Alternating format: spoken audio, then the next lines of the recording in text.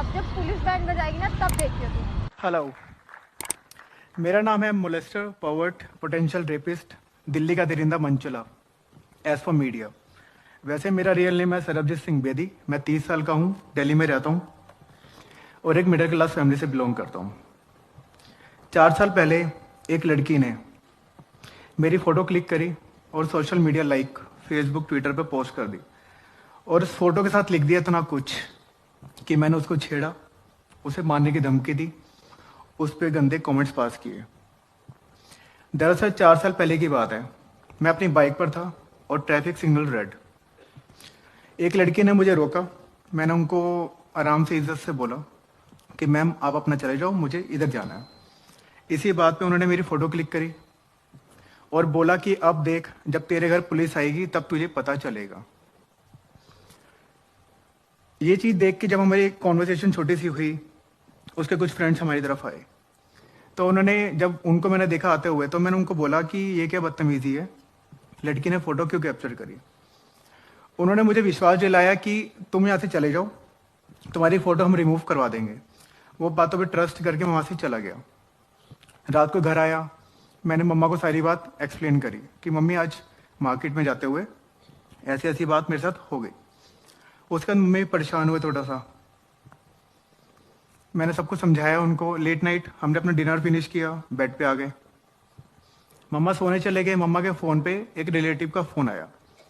उन्होंने बताया कि जब मैंने फ़ोन पिक किया, उनको मैंने सिर्फ सत श्रीकाल बोली, सत श्रीकाल। उन्होंने आगे सब गुस्से में बोला, ओए तू बाहर लड़कियां छेड़ता है। मैंने कहा ऐसी कोई बात नहीं हुई, मैंने किसी को नहीं छेड़ा, जो भी आपको सुनाई दिया या आपने सुना है वो गलत है। फिर ये सुन के आवाज़, मम्मा उठ गए। मम्मा ने बोला फ़ोन मुझे दे, मैं बात करती हूँ। मम्मी ने उनको सब कुछ एक्सप्लेन किया, तो उन्होंने आगे से मम्मी को भी गुस्से में ही बोला कि तू इसकी गलतियों पे पर्दे मत डाल। मतलब अपने सगे रिश्तेदार होके भी वो डाउट कर रहे थे मेरे ऊपर कि मेरा कैरेक्टर शायद खराब है। उसके बाद मैंने मम्मा को बोला, मैंने जिनका फ़ोन आया था उनको मैंने बोला कि आपको ये बात कहाँ से पता चली। तो उन्होंने बताया कि तेरी एक फ़ोटो है जिस पर तू बाइक पे बैठा, तूने रेड कैप वेयर की हुई है और वो वायरल हो रही है, उसके साथ इतना कुछ लिखा हुआ है कि तूने एक लड़की छेड़ी बाहर रोड पे। तो मैंने उनसे रिक्वेस्ट करी कि मुझे प्लीज़ लिंक प्रोवाइड करो, मैं भी एक बार देखना चाहता हूँ कि पोस्ट में है क्या। जब उन्होंने लिंक प्रोवाइड किया तो मैं अपने बेड पे बैठा रह गया। वो पोस्ट सेम नाइट 30-35 हज़ार शेयर हो चुकी थी।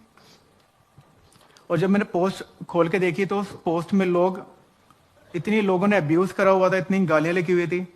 तो मैंने सोचा कि जब वो लड़की झूठ इतना फैला रही है तो मैं ऐसा क्या करूं कि मेरी इमेज थोड़ी साफ हो जाए। मैंने उस कमेंट्स के नीचे रिप्लाई करना शुरू कर दिया। रिप्लाईज तो मैंने कर दिया, मैं थोड़ा खुशी भी हो रहा था कि चलो लोगों को मैं अपनी बात बता रहा हूँ, बट वो मेरी गलती थी। लोगों ने मुझे मैसेंजर पे वॉइस नोट भेजने शुरू कर दिए जिसमें क्लियर उन्होंने अब्यूज़ करा। उन्होंने बोला कि तुम बाहर कर रहे हो, सड़कों पे कर रहे हो, अपने घर से शुरुआत करो। ये लोगों की थिंकिंग थी।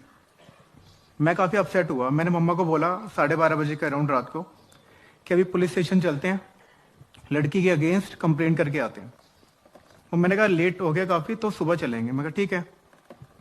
अगली मॉर्निंग हुई, मैं, मम्मा, पापा, हम तीनों थाने की तरफ गए। थाने के बाहर पहुंचे, बाहर ही खड़े थे, अंदर नहीं गए। काफ़ी भीड़ थी वहाँ पे, मीडिया थी, काफ़ी लोग थे। तो पापा ने बोला तुम लोग बाहर रुको, मैं देख के आता हूँ अंदर ये मीडिया किसके लिए आई है, अंदर क्या हो रहा है। पापा गए और जब बाहर वापस आए, मेरा निकनेम हनी है, तो पापा ने बोला मीडिया हनी तेरे लिए आई है, तेरी सर्चिंग हो रही है, तेरे अगेंस्ट अरेस्ट वारंट इशू हो चुका है। तो थोड़ा सी घबराहट हुई। मम्मी ने बोला एक काम कर, तू अभी मामा जी के घर चला जा, हम तेरी बेल का अरेंजमेंट करके आते हैं। इस बीच मुझे मेरे ऑफिस से फ़ोन आ गया। जैसे मैंने फ़ोन पिक किया, मैंने उनको बोला कि आज मैं कहीं इमरजेंसी में हूँ, मैं ऑफिस नहीं आ पाऊँगा। आगे से मुझे रिप्लाई आता है, हमें पता है तू कहाँ पे बिजी है, सर को पता चल गया कि तू क्या कर रहा है और तेरी वजह से हमारी कंपनी का नाम काफ़ी ख़राब हो रहा है, अब तुझे ऑफिस आने की ज़रूरत ही नहीं है। जिनके साथ 3-4 साल से मैं काम कर रहा हूँ वही मुझे पहचानने से मना कर रहा है कि मेरा एक्चुअल में कैरेक्टर है क्या। अगले दिन मेरी अरेस्टिंग हुई, मुझे पुलिस ने अरेस्ट किया, थाने लेके गए। मेरे लिए मास्क रेडी किया गया कि मीडिया को दिखाना था कि दिल्ली का दरिंदा जो मंचले हैं आजकल घूम रहे हैं, उनको हमने अरेस्ट कर लिया। मेरा फेस कवर किया गया मास्क से। पुलिस वाले ऐसे करके हाथ ग्रिप बनाते हाथों की, पकड़ के मुझे लेके गए मीडिया के सामने। मैंने अपनी मम्मी पापा को एक साइड कॉर्नर में खड़ा होता रोते हुए देखा। उस टाइम मेरा ट्रायल हुआ, मुझे वापस लेके गए। एक रूम में मुझे, मेरी मम्मी पापा को बिठाया और 2-3 सीनियर ऑफिसर्स थे। मंदिर से पंडित जी को, गुरुद्वारे से भाई जी को, चर्च से जो सिस्टर्स हैं उनको, मौलवीज को, उनको बुलाया गया। चारों धर्मों के ग्रंथों को बुलाया गया जो ज्ञान देते हैं। उन्होंने मुझे 1 घंटा टॉर्चर किया। उन्होंने मुझे ऐसी ऐसी चीजें सुनाई कि जो आपकी लड़कियों को लेके इमेज है, जो आप सोचते हो, आप उनको छेड़ने के आपके दिल में ख्याल आते हैं। मैं तो ये आपको सिर्फ अपनी वर्डिंग में बता रहा हूँ। उन्होंने जो जो बोला था मैं वो बता नहीं सकता आपको। वो ऐसा था कि जो अपनी फैमिली के साथ क्या अकेले में भी कोई सुनना ना चाहे, फिर भी वो टॉर्चर मैंने सहन किया। उसके बाद अगले दिन क्या हुआ? अगले दिन मैं एसएचओ सर के कैबिन में था, मम्मी पापा साथ थे। एक कांस्टेबल आया, उसने बताया कि बाहर एक विटनेस आया है जो कह रहा कि उस टाइम उस स्पॉट पे वो भी था, मेरे बिल्कुल बैक साइड पे, और ऐसा लड़की जो बोल रही है ऐसा कुछ भी नहीं है, मुझे अपनी स्टेटमेंट रिकॉर्ड करवानी है। बट पुलिस वालों ने क्या किया? उन्होंने उसको सीधा बोला कि अब जो भी होगा कोर्ट में होगा, आप सीधा कोर्ट में जाके अपना बयान देना। फिर मुझे कोर्ट लेके गए पेपर साइन करवाने के लिए कि बेल, तो पेपर में जब तक साइन नहीं करूंगा बेल होगी नहीं, क्योंकि पुलिस वालों ने मुझे ऐसे ही छोड़ा था। अगले दिन मेरी बेल होगी, मैं फ्री हो गया। उसके बाद मीडिया ने मुझे नए नए नाम दिए, जैसा मैंने अभी आपको बताया, दिल्ली का दरिंदा मंचला, काफी मेरा नाम उछाला गया उन्होंने ऐसे। मैं जहां भी जाता था लोग मुझे शक की नजर से ही देखते थे। इन 4 सालों में मैंने काफी कुछ फेस किया। केस मेरा शुरू हुआ मार्च 2016 में, 6 महीने बाद इंसिडेंट के। क्यों? क्योंकि पुलिस ने 6 महीने लगा दिए चार्जशीट को फाइल करने में। इतना टाइम जबकि लगता नहीं है। 3 साल हो गए केस चलते हुए, 2018 आ गया। लड़की एक बार भी कोर्ट नहीं आई। पहली बात तो जो सच्चा होता है वो भागता नहीं है। लड़की कोर्ट आई नहीं 3 साल। 3 साल बाद जब लड़की कोर्ट आई, मेरा गवर्नमेंट लॉयर था, तो मुझे एक गोल्डन अपॉर्चुनिटी दिखी कि लड़की आ रही है तो उससे कुछ क्रॉस ऐसा किया जाए कि जिसका वो जवाब ना दे सके और जज को खुद ही पता चल जाए कि लड़की झूठ बोल रही है। जबकि ये भी मेरा वहम था। मेरे लॉयर ने कुछ ऐसा पूछा ही नहीं। इवन वो मेरे पास आया, उसने मुझे बोला कि भाई इसको सॉरी बोल दे, इससे कॉम्प्रोमाइज कर ले, नहीं तो तुझे 2-3 साल की सजा हो सकती है। मैंने उसको छोटे से स्माइल दी और मैंने सीधा बोला, जहां पे गलती नहीं वहां पे कोई सॉरी नहीं। ऐसे बोल के मैंने बात खत्म कर दी। वेरी नेक्स्ट डे, अगले दिन मैंने लॉयर अपना चेंज कर दिया, मैंने प्राइवेट लॉयर हायर कर लिया। 28 सितंबर 2019, 28 सितंबर 2019 को मुझे वो मौका मिला जिसका मैं वेट कर रहा था, मेरी स्टेटमेंट हुई। जज के सामने मैंने जो जो सच था मैंने सब कुछ बता दिया, कुछ भी नहीं छुपाया। स्टार्ट टू एंड सब कुछ मैंने बता दिया। स्टेटमेंट रिकॉर्ड होने के बाद जब हम जज के सामने गए, मैं और मेरा लॉयर, तो मैम ने पूछा कि आपके पास कोई विटनेसेस हैं? तो मेरे लॉयर ने बोला हाँ हमारे पास 7 से 8 विटनेस हैं, उसकी लिस्ट हम अगली डेट में सबमिट कर देंगे। तो मैम ने एक स्माइल दी और सीधा बोला इसकी कोई नीड नहीं है, हम इसको फ्री कर रहे हैं। पहले हैरानी हुई, कुछ समझ ही नहीं आया कि मैम ने क्या बोला। उसके बाद लॉयर ने रिकन्फर्म किया, तो मैम ने बोला हाँ हम इसको फ्री कर रहे हैं।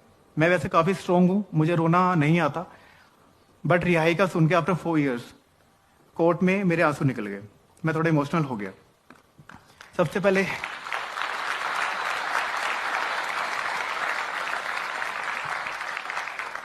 Thank you. सबसे पहले मैंने मम्मी को फोन किया कि मम्मी मैं फ्री हो गया, मुझे दोबारा कोर्ट की शक्ल नहीं देखनी पड़ेगी। इन 4 सालों में मैंने काफी कुछ खोया। जहां भी जाता था लोग सिर्फ यही बोलते थे कि ये वही लड़का है जिसने लड़की छेड़ी है, तिलक नगर वाला लड़का। कोई ये नहीं कहता था कि ये वो लड़का है जिसके ऊपर लड़की ने फेक केस किया है। ऐसा कोई नहीं कहता था। मीडिया, क्या मीडिया जो आपको दिखाती है वो सच होता है? नहीं। क्या मीडिया जो आपको वायरल, जो चीजें वायरल होती है, वीडियो या कुछ भी होता है, उसको सच मान लेना चाहिए? ऐसा कुछ नहीं है। ये सब गलत फहमी है, हमारा दिमाग का वहम है। मेरा निकनेम है हनी। मीडिया वहां पे दिखाती है सनी। जो मीडिया सच्चा नाम नहीं दिखा सकती वो आपको सच्चाई क्या दिखाएगी? राइट?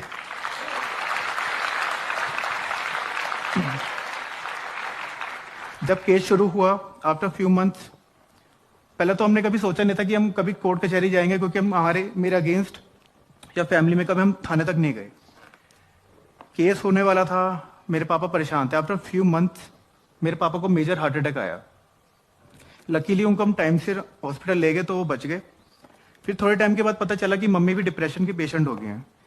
केस का मेरे ऊपर इतना प्रेशर नहीं था क्योंकि मुझे पता था झूठा केस है, आज नहीं तो 2 साल बाद 4 साल बाद खत्म होगा, इतना मैंने पेशेंस रखा हुआ था। बट फैमिली को देख के मैं थोड़ा टूटता जा रहा था कि मैं कैसे क्या करूंगा। अप डाउन सब हो रहा था, जॉब मिल रही थी, जॉब जा रही थी, जॉब मिल रही थी, इसी केस की वजह से, क्योंकि लोग फेस नहीं भूल पा रहे थे, क्योंकि छोटा केस नहीं था ये। उसके बाद काफी स्ट्रगल किया, एक जॉब लगी, फिर जो मैंने बताया कि मैंने प्राइवेट लॉयर हायर किया, वो आफ्टर उस जॉब के बाद मैंने प्राइवेट लॉयर हायर किया था। काफी कुछ देखना पड़ा जो ना चाहते हुए भी बता नहीं सकते हम। हालांकि मैं कुछ बातें शेयर करना चाहूंगा आपके साथ अपने दिल की, जो मैंने खुद, मेरे थॉट्स हैं।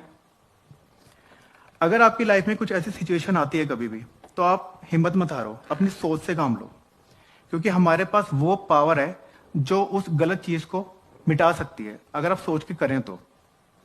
सेकंड, सॉरी बोलना, माफी मांगना। अगर आप गलत हो तो आप माफी मांगना सीखो। जो लोग माफी नहीं मांगते उनके दिल में हमेशा गिल्ट रहता है, और उस गिल्ट से छुटकारा आपको माफी दिलवा सकती है।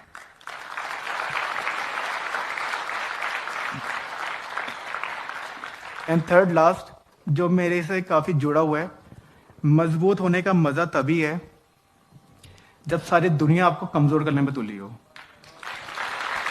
Thank you, thank you so much, thank you, thank you so much.